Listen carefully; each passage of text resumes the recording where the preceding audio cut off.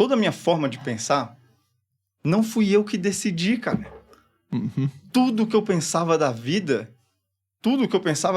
não fui eu que decidi. Alguém decidiu por mim. Nesse momento eu falei, cara, livre-arbítrio é uma mentira, pô. Eu cheguei até aqui com... Quem construiu minha mente foi o mundo. Não fui eu próprio que tomei minhas decisões. Todas as minhas decisões de faculdade era sempre para impressionar, ou era para o ego. E a hora que eu entendi que o pecado é o seu olhar, o seu aprofundar para o ego, é o seu quebrar de olhar, em vez de você ser a união do todo, né? É você olhar para si, a vaidade, o orgulho.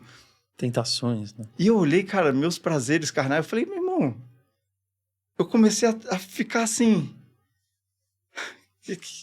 será que eu tenho um livre-arbítrio mesmo?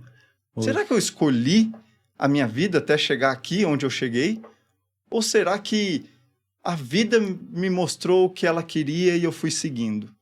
Por que eu tenho esse preconceito com Jesus, cara? Para mim, Jesus... Então, eu desafiei mesmo, assim, sendo bem honesto. Até as pessoas que me seguem, estão ouvindo aqui, talvez estejam já um pouco... Como assim, cara? Mas eu tive esse afastamento e, de repente, a hora que eu comecei a olhar, eu percebi que eu precisava retomar o controle da minha vida. Tipo assim, é isso. Não é que eu queria acreditar em Jesus, eu falei, não, peraí. Não, alguma coisa aconteceu que eu preciso retomar o controle da minha mente, cara. E foi aqui que eu comecei a estudar. E foi aqui que eu comecei a me apaixonar por estudar. E aí eu fui começar a olhar lá atrás. Depois que Cristo veio ao mundo, o que aconteceu? Por que tanta gente foi morta? Por que tantos mártires, né? Na época de John Hus, John Wycliffe, tantos caras foram mortos. E eu falei, cara, por que esses caras estavam defendendo o quê? Eles estavam fazendo revolução? Eles estavam fazendo baderna? Quebrando os governos? Não, não era. E eu comecei a perceber, cara, esconderam as palavras de Jesus e essa galera, tipo os valdenses, albigenses, tipo, foram para as montanhas, moraram afastado de tudo e copiando as escrituras, né? Copiando para que ninguém pudesse apagar. Eu falei, cara, que amor, que devoção é essa? Algumas palavras. Tem coisa estranha, cara. E todo o poder que foi tomado, a hora que a gente vê como Roma foi destruída, se eu estiver falando demais aqui, vocês me... Não, manda bala. Não, por favor. Vambora. Porque, cara, é a história muito louca. A hora que Roma...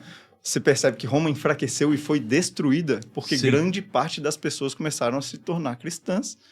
E teve que vir um imperador e perceber isso, em vez de estar dividido em 4 reinos, falou, calma aí, eu vou unificar isso aqui, já que a grande maioria já está virando cristã, eu vou criar um governo cristão, porra.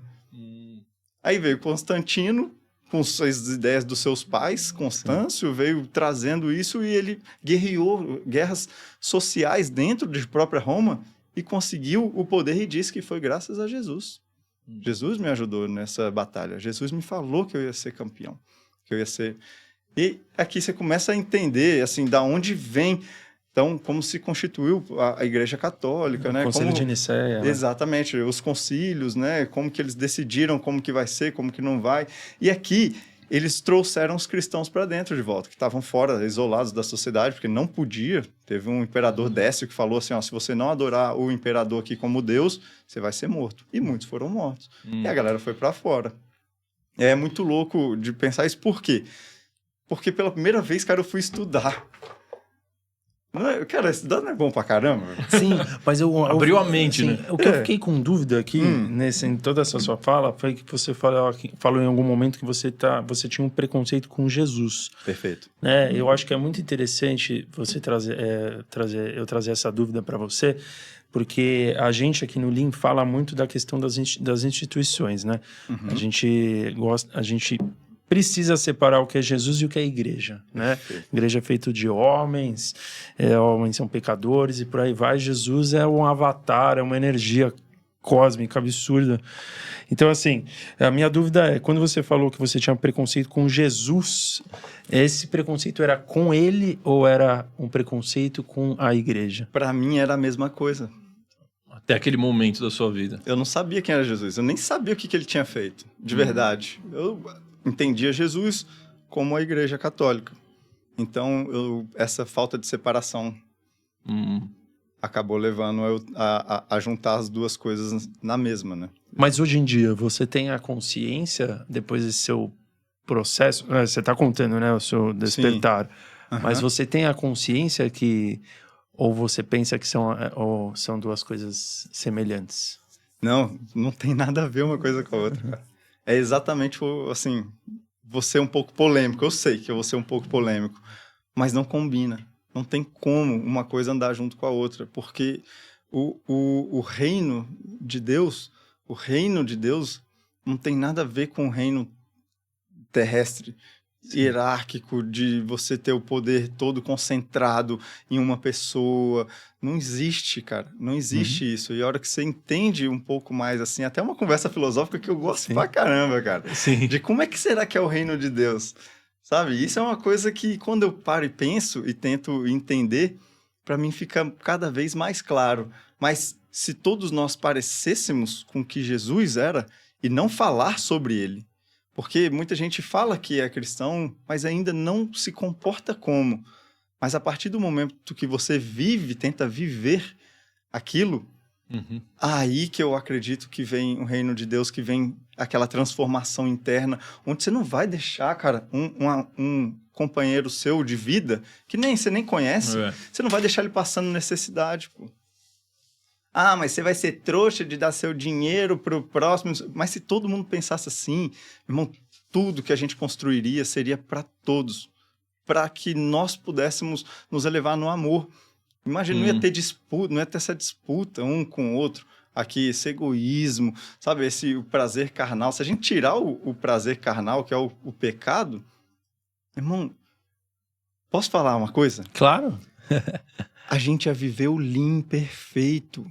O O life agora, né? is now perfeito. Sabe por quê? Porque hoje a gente tem problema de pagar boleto, a gente tem trauma de disputas, de tudo isso que a gente carrega, cara. A gente não consegue viver o presente, porque eu tenho que estar preocupado com o futuro, eu tenho que estar preocupado com o passado, eu tenho traumas, as pessoas, a gente não sabe, a gente não tem tecnologia interna para a gente interromper o mal. Por exemplo, o perdão é uma tecnologia interna que a gente tem para você interromper o mal, porque senão você vai passar para frente, senão você vai passar para o lado. E tudo isso, se a gente vivesse isso, eu me arrepio, meu irmão. Sim. Porque eu não conhecia nada disso, cara. E se a gente vivesse como sociedade assim, tudo, a gente ia ter a vida eterna. Porque eu vou mostrar aqui para vocês mais em breve que toda a tecnologia que a gente está trazendo vai nos possibilitar ter a vida eterna, mas entregando toda a nossa autonomia moral. Toda a nossa autonomia moral e devoção para um novo Deus que está surgindo. Um Deus tecnológico. Vamos chegar lá. Então, Vamos chegar lá. Antes De chegar lá... Beleza.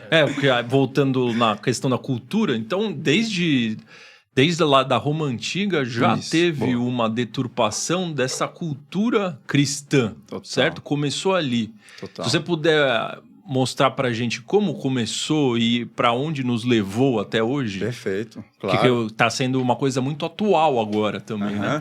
Acho que traduzindo a pergunta do Maurício, como que o mundo, de uma certa maneira, tem enfraquecido a luz de Cristo em cima dos cristãos. Perfeito. Certo? Cara, eu gosto de tentar achar sempre a pergunta certa. Eu acho que essa é uma pergunta boa, hein? Boa, cara, boa. É claro que a gente conversando filosoficamente é um papo muito longo, né? É um papo que a gente tem que desenvolver. Mas se você entender que por causa de Cristo, Roma se enfraqueceu porque a ideia de sociedade foi rompida, a ideia de Cristo é tão forte e poderosa que ela pegava fácil. As pessoas iam lá para pregar o evangelho e tal, com poucas palavras as pessoas falam, cara, putz, esse amor, essa coisa pelo próximo, esse cuidado, que é a verdade. Então, a partir daqui se enfraquece Roma, né, cria um novo governo agora junto com o poder político e religião, e a partir daqui esconde a palavra de Jesus. Ninguém mais tem acesso, é um período obscurantista agora que ninguém tem acesso. Quem tem acesso ao conhecimento são somente o clero. ou a grande burguesia. É ali que estava o grande conhecimento. O povo, 90% das pessoas não tinham mais conhecimento. Virou um monopólio dos ensinamentos de Jesus. Eles do conhecimento dominaram. geral. Não é nem só dos ensinamentos de Jesus, mas do conhecimento geral. Por exemplo, se a gente pegar e ver lá, muito mais adiante, ali na época de Galileu Galilei, já estou falando do século XV, XVI, olha só quanto tempo depois, Galileu Galilei veio falar sobre o heliocentrismo, veio mostrar que o universo não gira ao redor da Terra, é a Terra que gira ao redor dos... Só por ele trazer essas ideias, a igreja jogou. Ele falou, meu irmão, você vai morrer. Ele teve que abdicar das suas ideias e viver em prisão domiciliar até o resto da vida, porque ele tinha ideias. E ele não era ideia, ele era um matemático. Sim, entendeu? O cara era pica, né? O cara que tinha explicações científicas. Sim. Só que, nesse momento, aqui que vem, para mim... Agora que a gente vai começar a conversa. É aqui que começa, porque a partir desse momento, em clubes secretos, começou a se nascer um pensamento que fala, não dá pra gente continuar assim com uma monarquia absolutista que concentra todo o poder, não deixa ninguém pensar. E aqui começa a nascer o movimento iluminista, brother.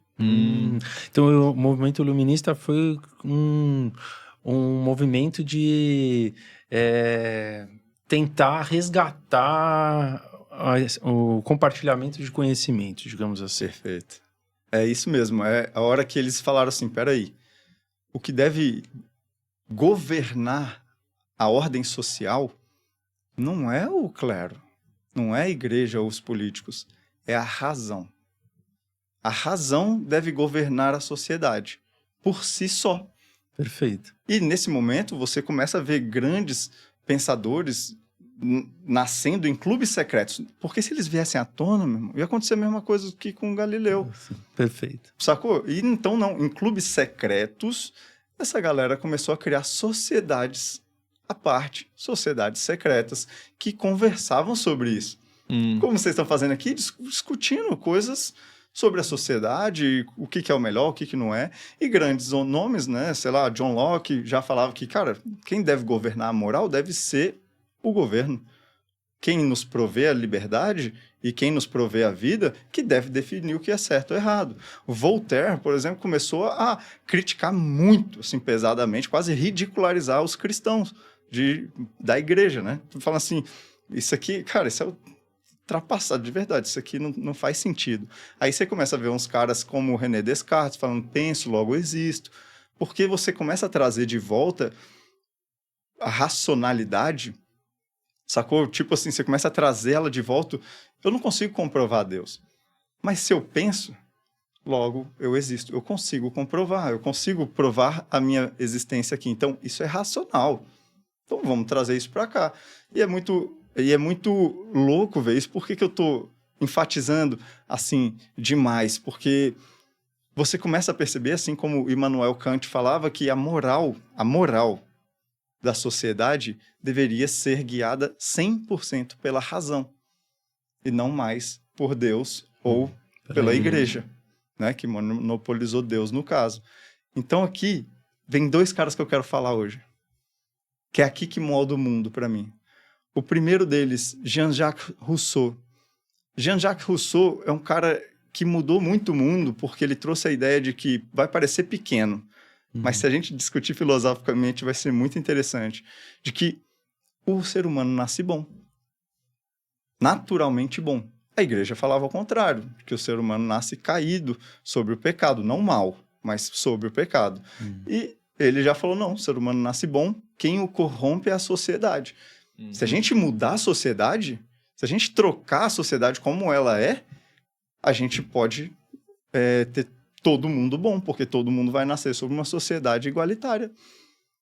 Isso formou depois com Friedrich Engels, ou né, o próprio Karl Marx, foi a base, né, em 1948, para lançarem um manifesto comunista. Isso é muito interessante, porque essas ideias da razão sobre a fé se separou totalmente. Foi aí que foi a separação entre razão e fé? Total. Caraca. Total separação, total. E o mais louco, o outro cara que eu queria falar, um foi Jean-Jacques Rousseau, e agora eu queria falar de um outro, que era Hegel, que era um filósofo alemão, né? E ele trouxe a seguinte... Ele dizia que a sociedade só evoluía através do conflito de ideias. Certo. Ou seja, a sociedade só evolui no conflito de ideias. Assim, ele criou a dialética hegeliana, que é a tese contra a antítese, encontra a antítese, e assim se encontra o meio termo, né, que seria a síntese. Essa é a explicação dele de como a sociedade evolui. Mas, brother, de verdade, isso mudou minha vida e meu conhecimento. Pode falar por quê? Porque todos os acontecimentos que você estuda têm tudo a ver com isso. Todo o poder foi instituído através dessa dialética. Tudo o que aconteceu, cara, essas sociedades, elas começaram a se agrupar ao redor, assim, né, em clubes secretos, criaram sociedades secretas e começaram a ser sociedades científicas. A ciência começa a nascer mais livre ali. E todo o dinheiro, eles precisavam ter um plano específico. As monarquias têm que acabar. Senão a razão não vai vencer, pô. Como é que a razão vai vencer? E foi assim que eles começaram a concentrar o poder, começaram a surgir algumas sociedades secretas, essas sociedades se organizaram. Vou cortar aqui, para quem está lá no meu canal sabe que eu conto essa história destrinchada em detalhes. Essas sociedades começaram a se organizar e assim começaram a gerar revoltas populares. É aqui que vem a Revolução Francesa. Porra, bizarro, muito bom. Foi daí que a Revolução Francesa começou a galera começou a querer mudar as coisas do jeito que elas eram. Porque quebrar com o status quo da época. Perfeito. A lei era fraternidade, igualdade e liberdade, né? Então veio daí mesmo. Perfeito. Mas isso foi uma coisa boa ou ruim? Acredito que no início era bom, mas depois foi se deturpando, certo? Perfeito. Assim, vou te dar uma opinião direta, tá? Minha opinião, estou dizendo a minha opinião. A razão, quando ela é colocada em confronto com a fé, desse jeito, e a separação total, você cria a dialética hegeliana, que é você tem a tese, a antítese, só que agora, tá na hora da gente... A gente está começando como sociedade a achar a síntese, que é o meio termo entre os dois. Porque eles criaram a razão totalmente separada da fé, como se você ter fé... A razão começou a explicar o mundo, mas não conseguia explicar a moral, não conseguia explicar por que a gente existe, cara. Por que você pensa e... Deus existe. Não consegue explicar isso. A ciência consegue explicar quase todo o resto. Mas essas perguntas, para onde que a gente veio, cara? Para onde que a gente está indo? Para quê? Para que a gente existe? Não consegue explicar. Existem coisas além do que a ciência ainda consegue, né, explicar. O próprio Isaac Newton, um dos caras, cara, que tentou aprofundar na ciência, o maior cientista de todos, chegou uma hora que ele falou, essa aqui é Deus. Só para dar um disclaimer aqui, espero que a galera que esteja em casa esteja entendendo, tá? Porque é bem profundo isso tudo que a gente está falando aqui. É uma visão que eu nunca tinha parado para pensar que ela existe. Então, realmente, essa questão da separação da razão e da fé, né? Como se fosse uma régua. E assim, a fé tá lá num canto. Exato. Lá num canto. E a razão veio, tipo assim, completamente no outro lado. E a vida não é isso, né? Perfeito. Hoje em dia a gente sabe que a vida é um equilíbrio, né? É o caminho do meio. Então, depois desse momento da Revolução Francesa aí que você está caminhando para nos explicar, vem o momento de tentar achar a síntese. Seria o caminho do meio? Seria o caminho do meio, um equilíbrio. Porém, aqui vem o grande porém, que é o que eu venho trazer aqui hoje para a galera. Porque quem trouxe esse caminho, quem diz que eu sou o caminho, a verdade e a vida? Jesus. Jesus falou. Eu não acreditava nisso. Hoje eu entendo. Hoje eu entendo filosoficamente falando, não é porque eu tenho fé pura, não. É porque na minha mente eu consegui conectar razão e fé. Quando eu junto esses dois, eu finalmente entendi o que Jesus quer dizer. Se você vive, cara, por amor, agradecimento a Deus, a tudo que você tem, se você vê como a ciência moldou, por exemplo, a medicina, como tirou... Vocês têm a impressão de que, cara, plantas medicinais é uma coisa de vovozinha? Como assim? Como assim? Tipo, plantas medicinais ou essas terapias, assim, mais naturais. Eu tinha essa impressão, cara. Acho que isso é coisa que vovó, os índios lá faziam, mas essas coisas não funcionam tão bem assim. Uhum. Mas é engraçado porque quando veio... Você tinha essa impressão. Eu tinha essa Sim, impressão, sabe por quê? Porque quando eu estudei como essas sociedades secretas evoluíram, né? Como que elas tomaram poder, por exemplo, através da Rockefeller Foundation, né? Como que a ciência hoje é monopolizada, cara. A gente acha, isso é que é difícil. A gente acha. Entendi. Então, o que você quis dizer, só para contextualizar, você quis dizer que, assim, como você falou, a cultura molda os nossos pensamentos, né? Você falou, pô, uma parte da sua vida aí, você não sabia se você tinha um livre-arbítrio ou não, que a cultura, ela molda tudo que você pensava e tal. Da mesma maneira, a ciência também moldava a sua maneira de ver a questão dos medicamentos, né? Perfeito. Pô, medicamento natural é coisa que, tipo assim... É coisa para inglês ver, é mito, né? A vovó ensinava a fazer isso, então é um mito, né? Perfeito. Usa aí. O que dá resultado mesmo é o que é produzido na indústria. É isso. Perfeito. Porque o nosso inconsciente coletivo aprendeu isso. Perfeito. Então é isso que você quis dizer, né? Perfeito. Só para deixar claro. Com certeza. Não, até porque hoje em os dia remédios essa visão ajudam já é realmente. Os remédios ajudam realmente. Óbvio. Mas a gente acredita, é aqui que veio um grande baque na minha vida. Isso eu tô falando até de pouco tempo mesmo. De que Deus nos jogou aqui, tem um monte de doença, mas ele não deixou nada pra gente. Falou assim, cara, vocês se viram com o que vocês têm aí. E hoje eu não consigo perceber as coisas da mesma forma. A hora que a gente vê como que era a ciência antes dela ter sido monopolizada, cara, a galera entendia a cor dos alimentos e a forma. Eles entendiam se essa forma, essa cor, então isso vai me ajudar com tal coisa, essa vitamina com tal coisa, o sol vai me ajudar para tal coisa. Então, eles entendiam mais, assim, como que a natureza pode ajudar você a voltar a harmonizar, porque você está desbalanceado, a sua natureza está desbalanceada da natureza, e você consegue voltar a balancear, né? Mas...